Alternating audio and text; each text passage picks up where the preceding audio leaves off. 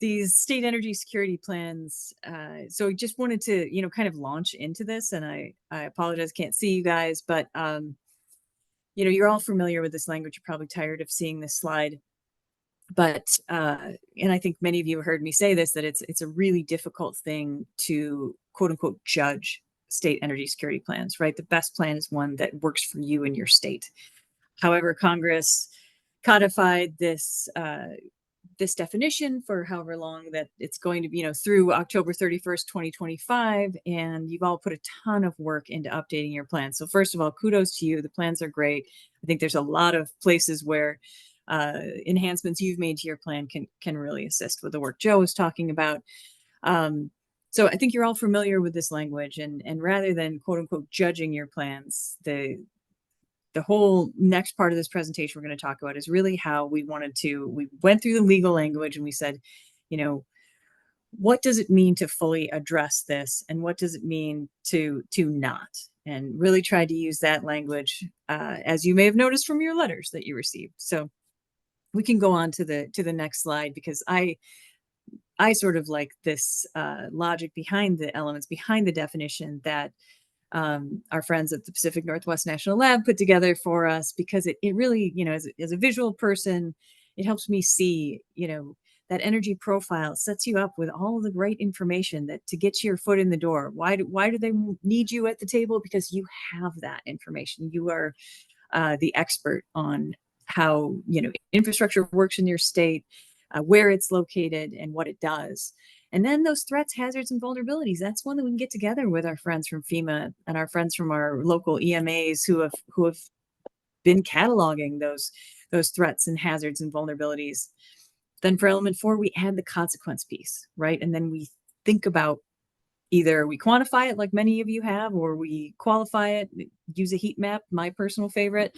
But we assess that risk, and we order those risks, right? And we try to think, what are the big ones? And I think I've said this before, but I'll say it again.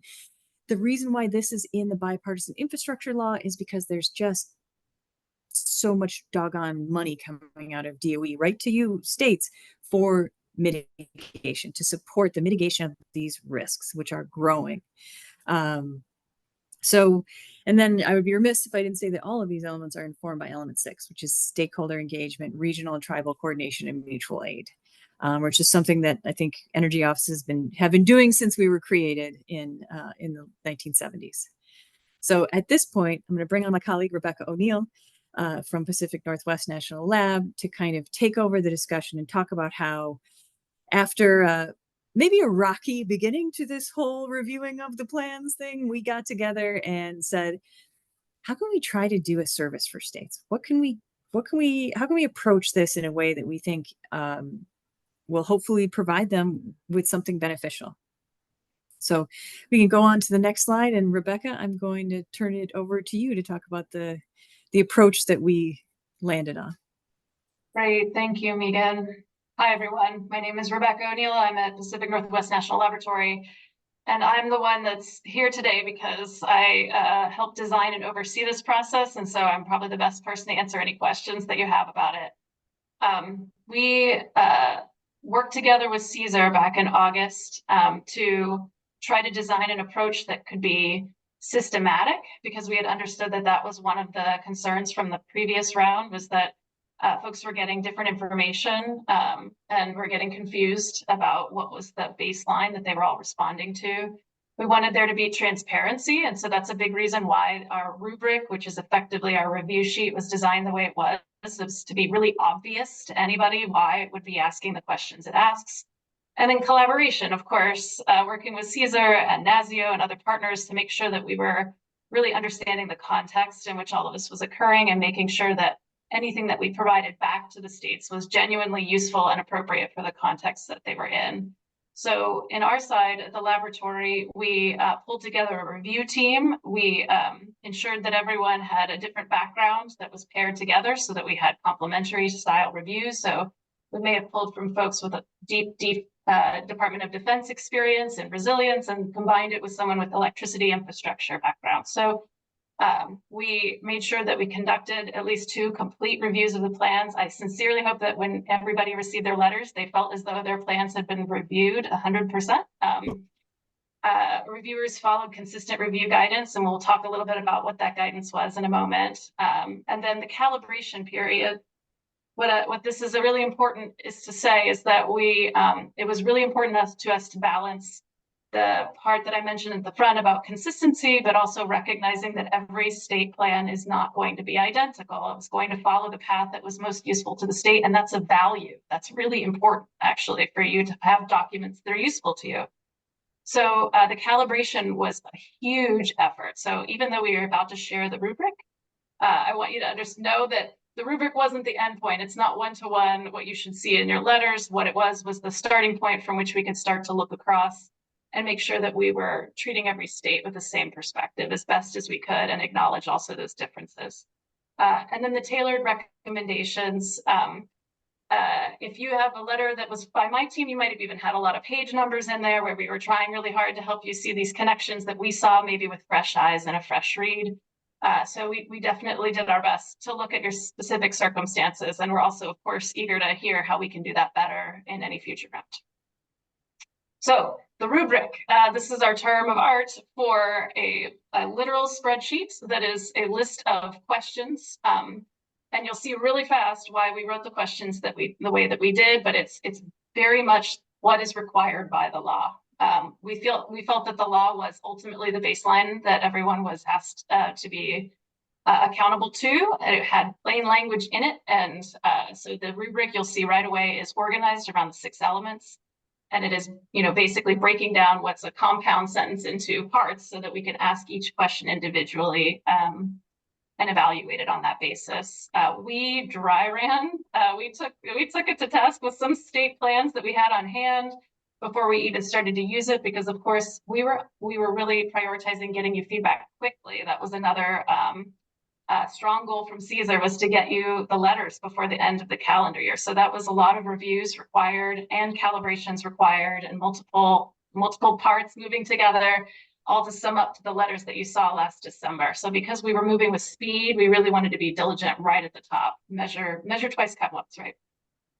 What you'll also notice in the rubric is that we separated what we thought what was expressly clear in the law as a requirement and what was a good idea for a lot of the states. And some of that was learned from looking at different state plans, right? So you'll see that that's how your letters are also organized. What did we feel was required by the law? A separate table is used when it's an optional recommendation. And that was a way for us to share good ideas with you, but to clarify what we felt was the actual baseline that you're most accountable to. And you'll see that in the rubric as well. And then finally, what we're presenting to you on the slide is the question, but there are fields after the question, right? So in order for us to be diligent at our calibration process, we document page numbers across the board. So thank you to those that file progress forms and so forth. That definitely helps us make sure we catch what you think you have. We have reference materials so that I'll give you the example here in the federally recognized tribes. We created our own internal list to make sure that we knew which states had which federally recognized tribes, and we weren't mistakenly asking states that don't have that to represent it. And so we kind of pre-blocked out a lot of content so that reviewers didn't independently have to look everything up, because that's how you get mistakes as well. So we did a lot of work to try to make the rubric itself contain a lot of information and tools for the reviewers. And of course, notes, there's a lot that it's hard to remember moment to moment. You guys produce really, in-depth plans. And so we did a lot of documenting in the spreadsheet document for each of you to make sure that we were tracking and had a good conversation at the end of the day. So if that's all right, we'll go through the rubric, and then what do you think, Megan? And then questions after that, or chat, or however. Okay, great. That sounds good. Great. So element 1 and 2, these are commonly put together. And I think how folks think about it as an energy profile is the express part of 2, but a lot about 1 is the energy landscape in which you're operating. So if you got comments back on 1 from us, it's probably because not all fuel sources were developed. That's a common issue. If we don't see strong treatment from all sectors, not just electricity or natural gas. Another common optional comment might have been about maps and charts and other visual information, because so much of that is readily accessible at EIA or provided by CESER as a drop-in. So if you got comments from us on this element, it was probably in those categories. The last big piece of this one maybe is more about the dates. So we actually struggled mightily with this one, but one of the key pieces of providing an accurate energy profile is whether the data is current. And so we felt like it was an essential part of the request that the data sources be relatively recent and settled on 5 years for that. Okay, next slide, Kirsten, please. Element 2, same concepts, right? We're talking about the landscape. As Megan showed you in the logic, some of the profile actually matters for your risk assessment, right? So a lot of times, even though you may have met the mark for what is like fundamentally required by the law, we also are looking at it for, does this show us the information that you're talking about later when you go to talk about tornado effects, for example. So if you're telling us you're very concerned about an interaction between some critical energy infrastructure and a tornado, oh, well, we'll go back and look at the reference material that you provided to that. And if we don't see it, that's a place we might have provided a comment. That helps keep your plan internally consistent and you know, no, we're not. Thank you, Ed. We will not talk more about tornadoes today. But it's as an example. This is also one where, you know, we're looking for strong treatment of all 3 energy sectors as outlined by the law, and we're also looking at scales. So in addition to electricity, natural gas, and liquid fuels, we're also looking at production, consumption, transmission, distribution networks for natural gas, as well as for electricity. And so if we don't sort of see the fundamentals of all of it as itemized here, that's where you might get a comment or a request. The optional ones that many of you might have seen has to do with regionality, because energy systems, for the most part, are not completely locked within state borders. So to the extent that regionality is going to be important to, let's say, petroleum use in your state, that might be something that we would expect to see, and you would get a comment from us about that. One of my favorite comments is about forecasts and trends, and I know this is difficult, but this data is out there, and this is another place in the rubric where we might have made a comment if we felt like the planning period ahead could be more substantiated in your profile to help to show the connection to risks that you've identified. Okay, next slide.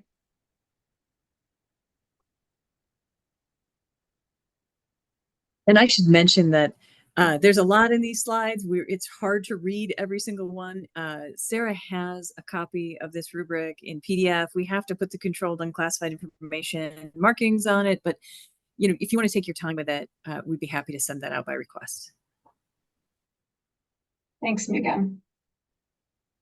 I should also say that we used this for the 2023 submissions, and then we made a few minor upgrades, mostly because it turns out when you, as I think Joe just mentioned this, when you get 12 very smart people in a room together looking at a single word, they might have different ideas about what that word means. And so, but materially, this is the same rubric. It was more of a matter of clarification for what you're seeing here versus what was used in 2023.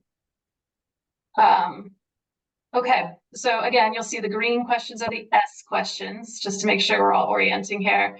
And the blue questions are the optional ones. So that's why that you see the nomenclature that has the S and the O. I'm also noticing, Megan, and maybe we can fix this for the slides before they're circulated, is that the element 3, which is really just a relisting of the one above, is truncated a bit. So if we could fix that for everybody, we'll be sure to do that, but it's listed twice, just in case you miss it. Okay. So again, you can see, I think this element shows it really clearly. These are complicated legal requirements. And so we are literally with these questions on the S side, breaking it down into smaller pieces. And if the answers to all of these are yes, the plan does these things, then it has met the total legal requirement, right? So you can see how it's fully addressed is the right way to say that. So hopefully you can start to see why the rubric is structured the way it is, but also how, when you got your letter, why it might say what it says. So here, this is where we're trying to differentiate between physical threats and cybersecurity threats. We're talking about dominantly hazards to each energy sector, but we're also talking about threats and vulnerabilities, right? So this is a big one, and I think for most states, these were relatively well addressed. This element 3 was not the most challenging one in the set. But this is why I think many of you might have received a note about age of infrastructure. It doesn't mean that your plan was a huge lack in this respect. It's just the age of infrastructure is one easy way potentially for states to look across multiple sectors and recognize vulnerabilities in the system. It's a tool more than it is meant to be the answer or, you know, a guidance point for whether or not legal requirements are met. Shall we go ahead? All right, let's keep going. It's a lot of content. Sorry, everybody. Risk assessment. So element 4, again, breaking this down into pieces. What you'll notice in this version, and I think this is really important, is that what we saw in the SESPs often was a description of a process, but not necessarily the full completion of a process. And so we worked closely with CESER to understand you know, what the expectations were about a perfect completed object versus an object that is kind of a continuous improvement process, right? Like a risk assessment might literally be. So this is where I think you saw most of us trying our best to express clearly if it wasn't a complete process, what did it need to get to fully addressed for element 4? And hopefully none of these terms are too surprising, right? So the risk assessment is basically pulling together the constituent parts that you've described in element 3. So you're going to see an assessment that combines critical energy infrastructure, threats, vulnerabilities, and hazards into some kind of framework. And that's where you get the question S4.6, risk assessment methodology. So all we're looking for there is a process that explains how those pieces come together to identify risk. Another big space where we commonly saw challenges is interdependencies. Interdependencies are very complicated. It's very complicated. So we understand that a complete assessment of all of it isn't possible, but the rubric, as we state here, one of the common comments was that we do want to see some state-specific information represented in interdependencies. A lot of content, if it was excellent, but if it didn't represent anything specific to the state, that's another comment that would have been common and was decided to be a major element in part 4. 5 is also really simply 3 parts. The big one being, again, that this is a mitigation approach. It's not actually all of the mitigation has been completed or is perfectly planned and funded. What we wanted to see according to the law is an approach. So that's why you see the language in 5.1 here, describe a risk mitigation approach for the status of a development of forthcoming mitigation approach. And so what we see is a lot of people, again, a lot of states in progress for determining mitigation or fine tuning it, but the constituent pieces are there and the thought process is there. So we know why you're doing what you're doing. And that's really what the measure is according to the law. The other 2 pieces that you probably saw in the letter if it wasn't there is just showing us why the mitigation enhances reliability and end use resilience, because it's plainly in the law. It's not a really high standard, but it just needs to be present. As you'll see, most of the questions are designed to be almost like yes, no, even though yes and no are not easy and often we struggle with that. They are meant to be sort of more presence absence than they are evaluating. So we're not second guessing what the state says it is true. What we're looking for is it there? Is it evidently there? Is it logically there? Just to be clear about that. Right, and I'll note in the optional here, you'll see a few concepts that we're talking about in our risk mitigation cohort, right? Like prioritizing mitigation measures, you know, variables, future mitigation measures. So a lot of what we're talking about in the cohorts, as we've mentioned, is not necessarily just how to satisfy the elements of the plan, but is like broader, just what does risk mitigation for energy infrastructure really look like? So I hope that makes sense to all of you. Like, it's not a requirement to have something about 40101D applications and investments in your plan. Is it interesting to us, or do we think that it paints the picture? Right. Yes. So just pointing that out here, but yeah, sorry, Rebecca, you're doing great. We're already in element 5. Yeah, we're racing. And that's a really good point too, is that with mitigation, we should say this, Megan, is that we made some adjustments. CESER made some adjustments that PNNL supported around providing support documentation to make sure everything aligns here. So the guidance that you see online there's a refreshed guidance, I guess is the right way to say it, that more closely adheres to the materials and the logic here, so that the rubric and that guidance match. Just because we wanted to make sure there wasn't anything conflicting or confusing out there. And also because, sometimes with mitigation, as Joe mentioned before, because most of the critical energy infrastructure in this country is owned by our private sector partners, designing mitigation that the states can take and accomplish and measure against their risks is hard. It's not a piece of cake to do. So we saw a lot of variation in the mitigation sections, and that's what we're trying to bring into the cohort as sort of the state of best practice. Okay. Element 6, as Megan said, this one is what brings it all together is the coordination piece. This one also has a lot of complex clauses in it. So again, bringing it back out into the fundamental piece about multi-state regional coordination, mutual aid, and coordination with Indian tribes with respect to planning and response. And the main thing I want to point out here is that the law requires not just an awareness of tribes, but coordination on planning and response. And so because of that, even if an SESP does describe a federally recognized tribe, we asked you also to describe the relationship coordination activities on a forward basis with that tribe, because we see both of those features in the law. So that's the only one I think that maybe was a little, thank you, Ben. Yeah, great comment there too. That's why we parsed that out. And that's why in some cases, even if everything else is met, if the coordination piece was not met, with federally recognized tribes, this was a significant issue that had to be addressed. For the rest of them, these are the ones that we're looking at kind of the fundamentals. Sorry, go ahead, Kirsten. I think that's a good call because we might have some questions and we want to make sure we get there. So again, the rubric is our #1 reviewer tool to get the fundamentals down. What did we see? What did we not see? Where is what going on in the plan? And then we have meetings where we get the core reviewers together, is what we call them, the people that read it top to bottom, along with the lead reviewer. And the lead reviewer is looking at, in my case, 20 different plans, right? So we're doing a lot of work to calibrate in layers of calibration. And then we have to pass it all the way down again and make sure it's consistent before we pass it all the way back up to CESER and have those conversations. And of course, CESER was pretty vital in helping us in some cases when it was between the rubric and the calibration, there were still a lot of questions. Megan had weekly meetings with us to go over a lot of complicated issues. So I just want to assure you that the rubric, even though it's a great tool, it should be obvious to you that it's reflecting the law, and it should also be really clear that it's not one-to-one the answer about whether an element was fully addressed. It was our first and kind of fundamental tool of understanding what was in the plan and helped us with the calibration process that led to the recommendation letter we received. So that's what I have, but I'm happy to answer any questions. Or if you get a copy of the rubric, as Megan mentioned, and you have a question, then Megan, and I'm happy to help you as well. Thank you. Yep, absolutely. Thank you so much, Rebecca. And you can come talk to us in office hours. This week, we're canceling office hours because Megan's going on vacation. Sorry.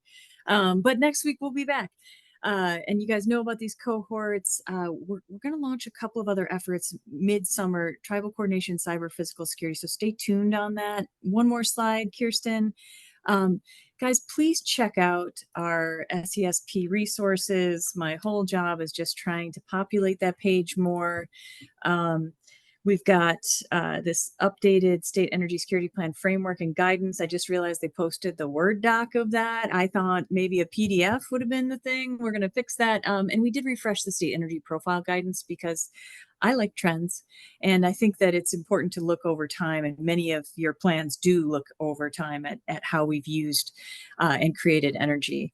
So we're working on a vulnerability matrix. We're working on risk mitigation approach guide too, which we hope to have out very soon. You'll see excerpts of that in the at the boot camp and the cohort meeting, should you choose to attend. And I'll say this: the governor's letter, certification letter guidance and templates are just about ready to go. We are thinking that there's no time to talk about that here today, but next week on the 23rd at 1 p.m. And this is hot off the presses. We'd love you all to come back and talk to us about the governor's certification letter. Just a quick reminder, the folks who received a letter from DOE saying you fully addressed all the elements are eligible per the law to submit a certification letter from your governor in lieu of a plan. So there's some subtleties there. There's so the 26 states are eligible to send in just a letter, no plan. You can submit your plan. We'll always take it, but there will be no additional reviews. And then 30 states and territories just need to send us in their plan one more time, and I'm sure that we've got that all covered. So leaving 4 entire minutes for questions, I wonder if we could take down the slide and see people and see if you know, sort of what you guys are thinking, and hopefully that wasn't too fast. And again, happy to send that. You can request that rubric from me or from Sarah. We're happy to send that out, or happy to just have a conversation about anything that is going on with your plan that you'd like to chat about. We covered it. We just got her done.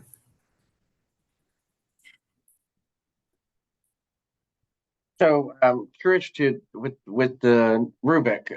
So Sarah's got basically the controlled copy that we can look or see, because those questions, you know, most of us are pretty far into this next cycle of revisions. And so I appreciate the quick review of it, but I could not absorb all of that fast by any means, and we can't release the slides. But those are questions we ourselves need to go and review our plans and think about those questions also. So that's something that certainly I think a lot of states need access to that. The other one is you know, how much can the consultants that are helping the plans also see those questions and review them? That's a question that needs to be addressed, because that's something, you know, answer is probably no, but that is something, if they're helping prepare the plans and they're the ones doing the actual writing for a lot of that, then they need to know those are the questions that they need to make sure are addressed in our plans too. Now that may have to be filtered or something, but that's a question certainly to ask. And the other one is where are the states having input into these guidance documents coming out? Okay, lots going on there. Thank you, Yeah, Ben. So we consider the rubric to be controlled unclassified information. That is information that requires safeguarding or dissemination controls pursuant to and consistent with applicable law, regulations, and government-wide policies, but is not classified. So therefore, you are within an organization with a need to know, and we're happy to share that with you, and it's at your discretion within your organization or folks who are working with you on the plan to share that document with. Certainly, I wouldn't post it on your website. Please don't. We are not posting it on our website, but we'll make it available to all the states. And you guys are well aware that NASEO is a great representative for you. So NASEO has been instrumental in commenting on the risk assessment guidebook. And we took in any comments that folks gave us on the previous guidance documents, but doors always open. I met with 51 states before last September, and I'm always here listening and trying to integrate your comments. Yeah, I just wanted folks to be reminded that y'all have had input from us along the whole way too, and y'all certainly worked with the energy security leadership and so forth, and have been good about that process, but just needed that reminder. Well, and also that's what the cohorts are about too, right? We've been waiting on this. We've had this mitigation guidebook kind of teed up, but we wanted to hear from you guys in the cohorts. How are you approaching mitigation? What is real practical mitigation? So, but yeah, no, please reach out. And if there's anything, you know, this new SESP guidance, first of all, it's all just guidance. It's not like you have to do this. It's more like we've got the 2022 version up there that says, hey, here's one way that you can envision how to satisfy those elements. We've got a new version that's more closely aligns with the elements. Take a look, check it out. But again, it's the best plan is one that really works for you and your state. And that's what's been so great about this whole experience of reading all your plans and getting to talk them through every week with PNNL and just learning a heck of a lot about the great work you all do. So thank you for that. And I know we're at time. Sorry. There's not enough time. But come to the boot camp. Thanks, everyone. And thanks, Megan and Rebecca and everyone for joining us. And yeah, we're at time, but feel free to reach out to me and myself with any questions, and a ton of links in the chat. So thanks, everyone. Thank you.